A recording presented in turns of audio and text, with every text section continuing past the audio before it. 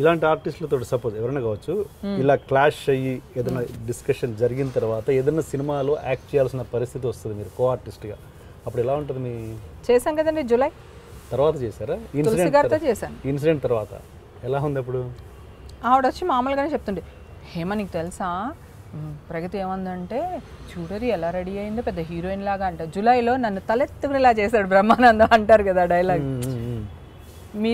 మాలో మీకు ఏం నచ్చింది అని అడిగితే మమ్మల్ని తలెత్తు, ఆ సీన్కి నేనే హీరోయిన్ అండి. నేను ఆబ్వియస్లీగా ఆ సీన్ నా మీదే, నాదే ఆ సీను. నేను నీ గురించి ప్రగతి ఇలా అంది తెలుసా, ఈవిడ ఇలా అంది తెలుసా అని మాట్లాడతాను. ఈ చెవులో విని ఈ చెవులు వదిలేస్తాను. అట్లా జరుగుతాయండి, కానీ మేము ఆర్టిస్టులం కదండి. సో మేమే కాదు, ఆల్రెడీ అక్కడ ఒక ఇన్సిడెంట్ జరిగింది కదా అన్నపూర్ణ స్టూడియో, ఆవిడేం పట్టించుకోలేదు, ఆవిడేం పట్టించుకోలేదు. నేను అంతకన్నా ఏం అడగలేదు. అక్కడ జరిగింది నేను చెప్పేసా, ఓహో దీనికోసమే ఫ్లైట్ వేసుకుని వచ్చారని అడిగేసా.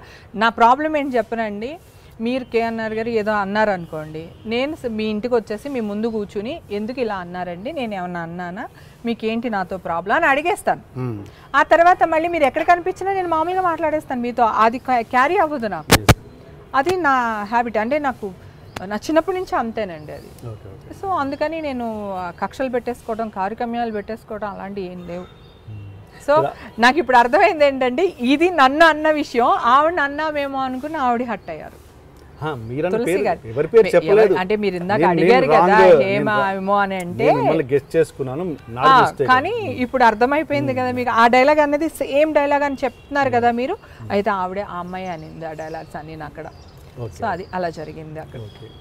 ఓకే. అండ్ మీరు రిలేషన్ ఇండస్ట్రీలో మీ ఫ్రెండ్స్తో రిలేషన్ ఎలా ఉంటుంది? మీన్స్ అంటే మీరు ఒక మీ రేంజ్ ఆర్టిస్టులతో ఫ్రెండ్షిప్ ఉంటుందా, లేకపోతే మీ రేంజ్ అంటే ఫైనాన్షియల్గా ఈక్వల్ ఫ్రెండ్స్ అలా చూసుకుంటారా, లేకపోతే తక్కువ రేంజ్ ఆర్టిస్టులని కూడా చూసుకుంటారా, లేదా ఎలాంటి రిలేషన్ మెయింటైన్ చేస్తారు? ఎలాంటి ఫ్రెండ్స్ని మీరు మెయింటైన్ చేస్తారు? బేసిక్గా లైఫ్ స్టైల్ ఒకేలాగా ఉండే ఫ్రెండ్సా, లేకపోతే ఫైనాన్షియల్ స్టేటస్ ఒకేలా ఉండే ఫ్రెండ్సా, లేదా టాలెంట్ పరంగా ఒకేలా ఉండే ఫ్రెండ్సా? ఎవరిని చూస్ చేసుకుంటారు? అంటే నేను అందరితోని మాట్లాడేస్తాను సార్, నాకు తెలియని వాళ్ళని కూడా పలకరించేస్తాను. సో అలా ఉంటుంది. నాకు కింద వాళ్ళతో ఇంకెక్కువ మాట్లాడతా. జూనియర్ ఆర్టిస్ట్తో కూడా మీరు క్లోజ్గా ఉంటారు? చాలా క్లోజ్గా ఉంటాను. దాన్ని నడు మీద కొడతాను, ఇలా చేసుకుని దాన్ని ఇలా తీసుకెళ్తాను. వాళ్ళందరూ నేను వెళ్ళగానే వాళ్ళందరూ వచ్చేస్తారు.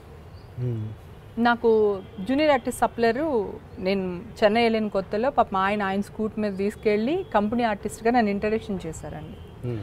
అక్కడ యాక్ట్ చేసే జూనియర్ ఆర్టిస్టులు అందరూ నన్ను ప్రాణానికి ప్రాణంగా చూసుకునేవాళ్ళు. వాళ్ళు తినటం మానేసి నాకు తీసుకొచ్చి, అంటే నేను 14-13 ఇయర్స్లో ఇండస్ట్రీకి వెళ్ళిపోయాను సార్, చిన్నదాన్ని కదా.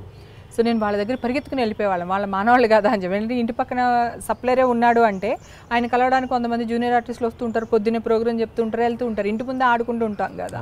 సో వాళ్ళందరూ నాకు తెలుసు కదా. నేను షూటింగ్ వెళ్ళి అంటే ఇలా వచ్చారు అని వెళ్ళిపోయేదాన్ని. అలా రాకూడదు, నువ్వు కంపెనీ ఆర్టిస్ట్ ఆడు కూర్చో, చూడు విజయశాంతి ఎలా చేస్తుంది, ఆవిడ ఎలా చేస్తున్నారు, ఈవిడ ఎలా, అలా చూస్తూ ఉండాలి. ఇవన్నీ నేర్పించేవాళ్ళండి పాపం వాళ్ళు. నాకు ఇప్పటికీ రాలేదు అదే తింగరతనం, వెంటనే వెళ్ళిపోతా. అందుకని ఇష్టం. మొన్న ఒక హిందీ సినిమా చేస్తున్నాండి ప్రభుదేవాతో. ఆయన ఎవరైతే నన్ను పరిచయం చేశారో ఆవిడ చాలా సంవత్సరాలు, అంటే హైదరాబాద్ వచ్చిన తర్వాత ఇంకా ఆవిడ నెంబర్లు అన్నీ పోయినాయి. ఆయన చనిపోయారంటే ఇల్లు ఖాళీ చేశారు. నేను 2-3 సార్లు వాళ్ళ ఇంటికి వెళ్ళా, వాళ్ళు లేరు అక్కడ. లక్కీగా ఆ షూటింగ్లో ఆవిడ ఉంది. చిరిగిపోయిన చీరలు కట్టుకోవాలి మేము యాక్చువల్గా. ప్రభుదేవ రీసెంట్గా ఏంటది మూవీ, మన అభినేత్రి మూవీ అనమాట అండి. సో దాంట్లో ఒక ముసలావిని చూపించి, నాకు ఇట్లా కావాలమ్మా చీర, ఇంత చిరిగిపోయి అసలు ప్రాణం ఉండకూడదు చీరలోని, ఇది చాలా రిచ్గా ఉంది, నాకు వద్దు అన్నారు డైరెక్టర్ విజయ్ గారు.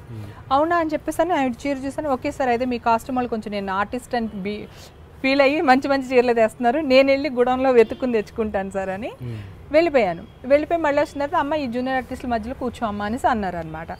ఒక ఆవిడతో కూర్చున్న తర్వాత ఆవిడ అరే అమ్మ మీరు ఫలానా కదా అంటే, అవునమ్మ అంటే, ఏమండి కుమారి అంటే ఏం చేస్తున్నారు, కుమారి అంటే ఎక్కడ ఉన్నారా అని అడిగితే, అదేంటి ఈవిడగా కుమారి అంటే అన్నారు. నేను తిరిగి చూస్తే ఆవిడ చీరనే చూశాను.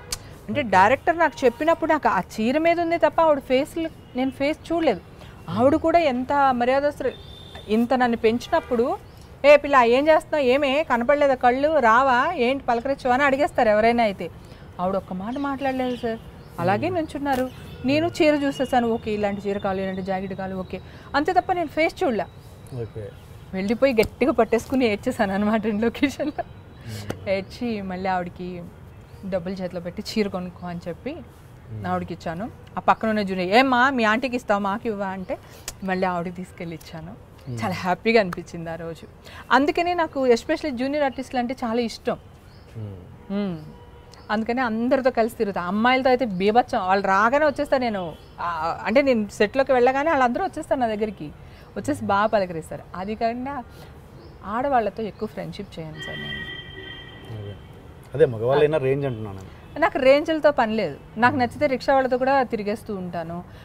ఆకలేస్తే గుడిసెలో కూడా వెళ్ళి అన్నం పెట్టమ్మా అని చెప్పి అడిగి తినేస్తాను. ఆ క్యారెక్టర్ అండి. నాకు డబ్బు ఉన్న వాళ్ళు డబ్బు లేని వాళ్ళు ఆ తేడా ఉండదు. అందుకే ఇండస్ట్రీలో నన్ను ఇంకా మెచ్చుకుంటున్నారు. ఇంకా ఇంతమంది కొత్త డైరెక్టర్లు వచ్చినా, ఇంతమంది కొత్త క్యారెక్టర్ ఆర్టిస్టులు వచ్చినా కూడా ఇంకా నాకు వేషాలు ఇస్తున్నారు, వెళ్తున్నాను అంటే దట్ ఈస్ ద రీజన్. నేను చాలా డౌన్ టు ఎర్త్ పర్సన్. ఎవరికైనా ప్రాబ్లం అంటూ వస్తే అర్ధరాత్రి అయినా ఫోన్ చేయండిరా నేను వస్తాను అని చెప్పే క్యారెక్టర్. అది నా కో ఆర్టిస్టులు, నా క్యారెక్టర్ ఆర్టిస్టులకైనా ఓకే, చిన్న క్యారెక్టర్ ఆర్టిస్టులైనా ఓకే.